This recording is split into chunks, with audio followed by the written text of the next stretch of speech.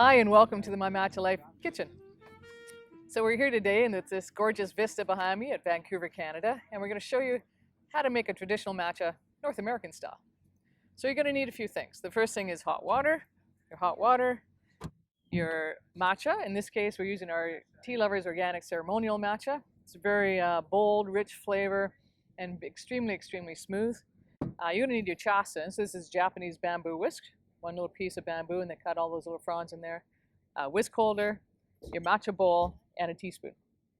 So your first step is to take a little bit of matcha, maybe half a teaspoon, and put it in the bottom of your bowl. Personally, I like mine a little bit stronger, so we're going to go for about 3/4 of a teaspoon. And the first step is to really make a paste. And so you add maybe an ounce of hot water. Take your whisk and just press the matcha against the sides of the bowl. You want to just break up any clumps that might be in there. And so this is a very finely milled matcha, so that doesn't take very long to do. And then you're going to add 2 more ounces of water. So this point is really important. This is your water to powder ratio to help you get a good froth going. So you don't want your water to be up too high on the bowl, otherwise you won't be able to get a vigorous froth and you'll end up with matcha all over the place.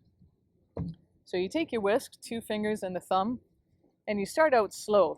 Just zigzag motion back and forth, a W. So don't go in a circular motion, nothing's going to happen. So zigzag motion back and forth, and you can get quite vigorous as you can see. And then the bubbles start to foam, and then slow down, get rid of any large bubbles that might be in there. Little twist. And there you go. You can smell the aroma already. It's a vibrant green color. And some people from here, they would take their matcha and just drink it like this out of the bowl. Personally, I like to take it and pour it into my mug and then fill my mug up with hot water from there. So there you have it. That's how to make your traditional matcha North American style.